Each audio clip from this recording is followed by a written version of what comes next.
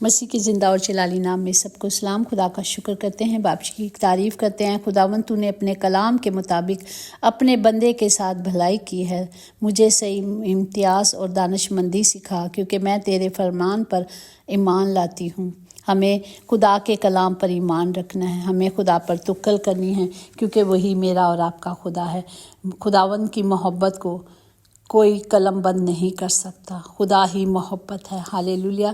شفقت اور سچائی تجھ سے جدا نہ ہو۔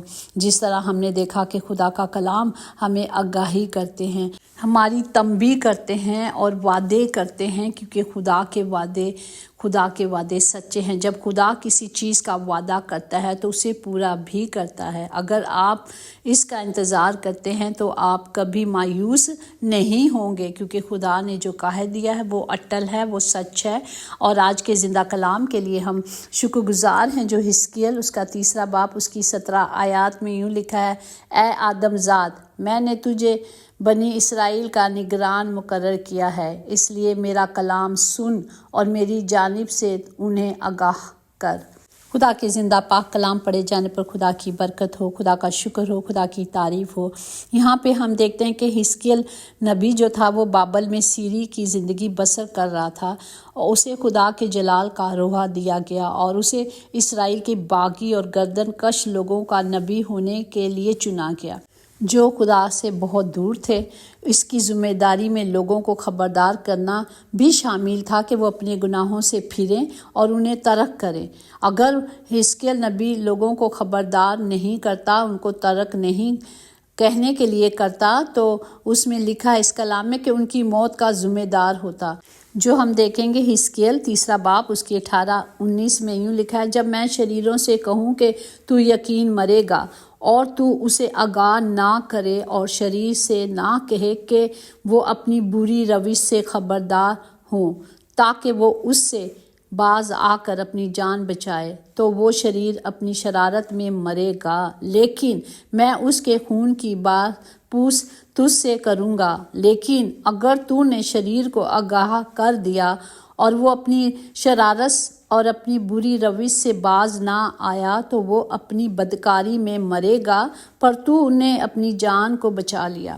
یہاں صاف لکھا ہے کہ جو آگاہی خدا اپنے نبیوں کو دیتا ہے کہ اگر وہ جا کے لوگوں کی بتائیں، منادی کریں، انہیں سکھائیں کہ یہ گناہ ہے، یہ خدا کے 10 حکموں کو مانو، خدا کی پاک مرضی پہ چلو، اگر وہ انہیں نہیں سکھاتا، انہیں وہ تعلیم نہیں دیتا، وفاداری سے خدا کے کلام کو ڈیلیور نہیں کرتا، تو خدا کہتا وہ تو مر ہی جائے گا اپنے گناہ میں، لیکن اس کی بدکاری میں تجھے بھی میں نہیں چھوڑوں گا، تجھ سے بھی اس کی پوچھ گچھ کی جائے گی۔ اگر اسی کلام کو ہم دوبارہ حزقیل 3 باب اس کی 20-18 میں دیکھیں تو پھر لکھا ہوا کہ اگر تو راست باز اپنی راست بازی چھوڑ دے اور گناہ کرے، اور میں اس کے آگے ٹھوکر کھانے والے پتھر رکھوں، تو وہ مر جائے گا، اس لیے کہ تو نے اسے آگاہ نہیں کیا، اور وہ اپنے گناہ میں مرے گا، اور اس کی صداقت کے کاموں کا لحاظ نہ کیا جائے گا، پر میں اس کے خون کی پوش تجھ سے کروں گا۔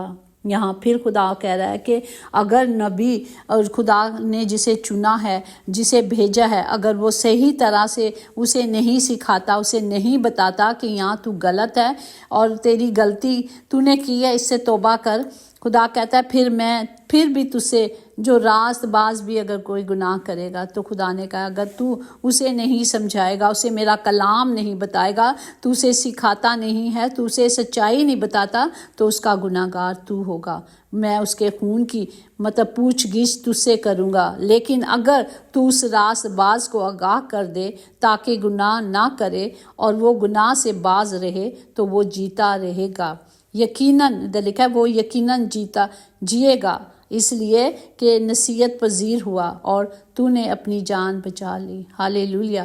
یہاں خدا کتنا سخت کلام کہہ رہا ہے نبیوں کے لیے، جنہیں وہ چنتا ہے، جنہیں وہ بھیجتا ہے، کہ کس طرح سے خدا کے کلام کے مطابق چلنا ہے۔ اگر ایمانداری سے، اگر وفاداری سے اس کام کو پورا نہیں کریں گے، تو خدا کہتا ہے کہ یقیناً تو مرے گا، اگر نہیں کریں گے اور اگر ایمان سے وفاداری سے لوگوں کو سمجھائیں گے تو خدا کہتا ہے کہ تو یقیناً اپنی جان کو بچائے گا۔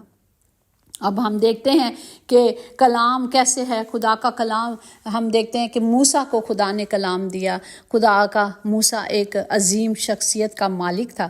جب وہ خدا کی حضوری میں گیا، وہاں ایک معمولی سی جھاڑی تھی اور وہاں پہ خدا کی حضوری تھی اور موسیٰ کو نہیں پتہ تھا۔ موسیٰ نے جب اس آگ کو دیکھا تو موسیٰ کو سمجھ نہیں آئی، لیکن خدا نے اسے کہا موسیٰ جوتی اتار، کیونکہ یہاں میں موجود ہوں۔ یہاں خدا کی حضوری ہے۔ وہ معمولی سی جھاڑی تھی لیکن اس میں خدا موجود تھا۔ اسی طرح جب ہم خدا کی حضوری میں جاتے ہیں، خدا کے قدموں میں جاتے ہیں، اور کہیں چرچز میں جوتیوں کے ساتھ ہی آلٹر پہ چلے جاتے ہیں، اب ہم اسی ایمان سے جاتے ہیں نا چرچز میں، گھروں میں، خدا کی حضوری میں، کہ وہاں خدا موجود ہوگا۔ اسی لیے جاتے ہیں، اسی ایمان سے جاتے ہیں۔ اور پھر اگر ہم اس طریقے سے نہیں جائیں گے تو ہم کیا سوچتے ہیں؟ ہم کلام کو پورا کرتے ہیں۔ خدا نے موسیٰ کو صاف کہا جوتی اتار، کیونکہ میں یہاں پہ موجود ہوں، کیونکہ میری حضوری موجود ہے، کیونکہ خدا پاک ہے۔ تو ہم نے صرف سچائی پہ چلنا ہے۔ خدا کا کلام جو ہمیں کہتا ہے ہمیں وہ چلنا ہے۔ آج پرواہ نہیں ہے خادم کیا کر رہے ہیں سب کو، کہ کیسے لوگ خدا کی حضوری میں آتے ہیں۔ خدا کا کلام کہتا ہے سنجیدگی سے آئیں۔ ہم نے اپنے مالک کو وہ عزت دینی ہے جس کا خداوند حقدار ہے۔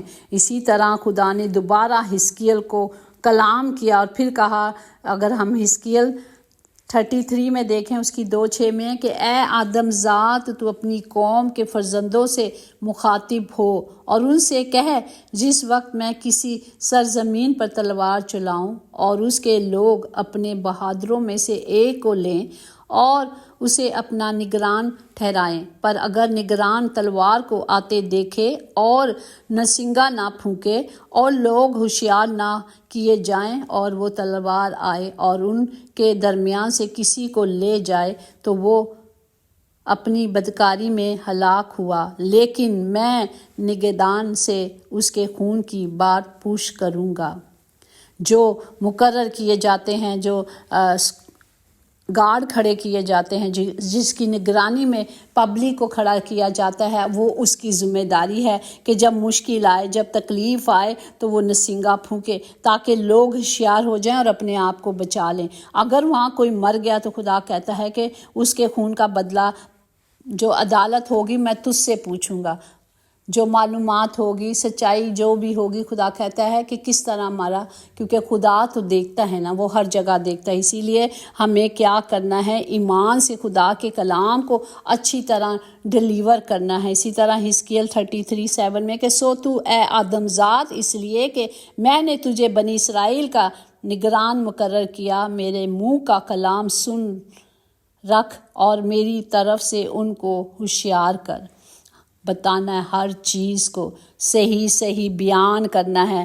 ہمیں نہیں ڈرنا، ہمیں سچائی کو بیان کرنا ہے۔ کوئی ناراض ہوتا ہے تو ہو جائے، ہمیں خدا کے کلام کو ڈیلیور کرنا ہے۔ ہمیں لوگوں کو نہیں دیکھنا، کیونکہ لوگوں ہی کی ذمہ داری دی گئی ہے۔ اگر وہی نہ بچے تو آپ سے پوچھ گچھ کی جائے گی۔ جو خدا کی کلیسیا کے نگران بنے بیٹھے ہیں ان سے پوچھ گچھ کی جائے گی۔ اس لیے خدا کا کلام کہتا ہے سنو اور عمل کرو۔ یہ سب ہمارے لیے بھی ہے کہ اسے سننا ہے اور اس پر کیا کرنا ہے؟ عمل کرنا ہے، کیونکہ جو استاد دکھاتا ہے، بتاتا ہے، لوگ سیریس نہیں لیتے، کوئی بات نہیں۔ آپ اپنی ڈیوٹی پوری کریں کہ خدا نے مجھے اس کام کے لیے مقرر کیا ہے، میں نے ایمانداری سے اس کلام کو ڈیلیور کرنا ہے۔ کوئی برا مانتا ہے تو مانے، ٹھیک ہے، کوئی برا مانتا ہے تو بے شک وہ برا مانے، لیکن آپ نے اور میں نے اپنی ڈیوٹی پوری کرنی ہے۔ جو خدا نے کہا ہے اسے پورا کرنا ہے۔ اسی طرح ہم دیکھتے ہیں حزقیل 11 اس کی 8-9 میں ہے، اور تم تلوار سے ڈرتے ہو، اور خدا فرماتا ہے میں تلوار تم پر لاؤں گا اور میں تم کو اس سے باہر نکالوں گا اور تم کو پردیسیوں کے حوالے کروں گا اور تم کو سزا دوں گا۔ جو خدا کے کلام کو نہیں مانیں گے، جو خدا کی پاک مرضی پہ نہیں چلیں گے، خدا کہہ رہا ہے یہ سب کچھ ہوگا، اور تم جانو گے کہ میں خدا ہوں، جس کے آئین پر تم نہیں چلے اور جس کے حکموں پر تم نے عمل نہیں کیا، بلکہ تم ان قوموں کے احکام پر جو تمہارے آس پاس ہیں کار بند ہوئے۔ ہم دنیا کو دیکھتے ہیں کیسے چل رہے ہیں، ویسے ہی چل رہے ہیں، لیکن ہم خدا کی حضوری میں خدا کے کلام کو نہیں لے رہے، خدا کی پاک مرضی پہ نہیں چل رہے۔ اور اسی طرح خدا کا کلام حزقیل 11:21 میں لکھا کہ جن کا دل ابھی بھی نفرتی کاموں میں، ابھی بھی برے راستوں میں، برے خیالوں کی پیروی کر رہے ہیں، ان کی بابت خداوند فرماتا ہے کہ میں ان کی روش کو انہی کے سر پر لاؤں گا۔ تو آج کا زندہ کلام ہمیں سکھاتا ہے کہ خداوند جب نبیوں کو بھیجتے ہیں وہ ہم سب کی تربیت کے لیے ہوتے ہیں۔ خدا کا کلام جب وہ ہمیں دیتے ہیں تو ہمیں کلام کو ریسیو کرنا ہے، اور ان کی بھی ڈیوٹی ہے کہ وہ ایمانداری سے، وفاداری سے کریں، کوشش میں لگے رہیں، اپنی پوری طور پر کوشش کریں، کیونکہ خدا کا کلام کہتا ہے کہ دکھاوے کے لیے خدمت نہ کرو بلکہ مسیح کے بندوں کی طرح دل سے خدا کی مرضی پوری کرو۔ ہالےلویا۔ اور اسی طرح اپنے خدا کے جو آگاہی ہے انہیں دینی ہے تاکہ وہ بچ جائیں، بچائے جائیں، چھڑائے جائیں، کیونکہ میرا اور آپ کا خدا ہم سب کے ساتھ وعدوں کا خدا ہے، جس نے وعدہ کیا ابدی زندگی، ہمیشہ کی زندگی دینے کے لیے خدا نے ہماری قیمت ادا کی ہے۔ تو ہم نے اس قیمت کی قدر کرنی ہے، ہم نے لوگوں کو بتانا ہے کہ بے سچائی کیا ہے، اور سچائی ہی ہمیں سب کو آزاد کرے گی۔ ایمانداری سے خدمت کرنی ہے جس کا اجر صرف خدا نے دینا ہے۔ اگر 10 میں آپ کلام دے رہے ہیں تو 2 تو بچائے ہی جائیں گے۔ اگر جو کلام قبول کرتا ہے، خدا کہتا ہے جس گھر میں جاؤ خدا کے کلام کو سناؤ، اگر وہ قبول کرتے ہیں تو ٹھیک، اگر نہیں تو اپنی جوتوں کی گرد ان کے سامنے جھاڑ دو، تاکہ وہ گواہی ہو، تاکہ آپ کا فرض پورا ہو جائے، کیونکہ وہ خدا ہی ہے جو تم میں نیت اور عمل دونوں کو پیدا کرتا ہے، تاکہ اس کا نیک ارادہ پورا ہو سکے، اور سب کام کسی شکایت اور حاجت کے بغیر ہی کر لیا کرو۔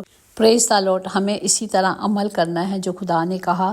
ہم سب کو جو خدا کی حضوری میں خدا کے کلام کو پیش کرتے ہیں، جو خدا کے نام کو جلال دینے کے لیے کھڑے کیے گئے ہیں، جو الگ کیے گئے ہیں، اور اسی طرح ایمانداری سے، وفاداری سے خدا کے کلام کو بیان کرنا ہے، اور لوگوں کے لیے بھی کہ وہ کلام کو ریسیو کریں تاکہ ایمان بچائے جائیں اور چھڑائے جائیں۔ کوئی بیٹے کا انکار کرتا ہے تو اس کے پاس باپ بھی نہیں، اور جو بیٹے کا اقرار کرتا ہے اس کے پاس باپ بھی ہے۔ ہالےلویا۔ جب ہمارے پاس بیٹا ہے تو ہمیں ایمان رکھنا ہے کہ خداوند یسوع ہی زندہ اور نجات ہے، اور اس کسی کے سوا نجات نہیں۔ وہ ہمارے گناہوں کے لیے حوالے کیا گیا اور ہم کو راست باز ٹھہرانے کے لیے جلایا گیا۔ ہالےلویا۔ آئیں آج کے زندہ کلام کے لیے ہم شکر کرتے ہیں جو ہمیں بخشا گیا کہ ہم وفادار ہو کر کلام کو سنیں، خدا کی پاک مرضی کو اندر لیں اور اس پر عمل کریں۔ آج عمل کرنے کا وقت ہے۔ خدا باپ ہم سب کو حکمت دے،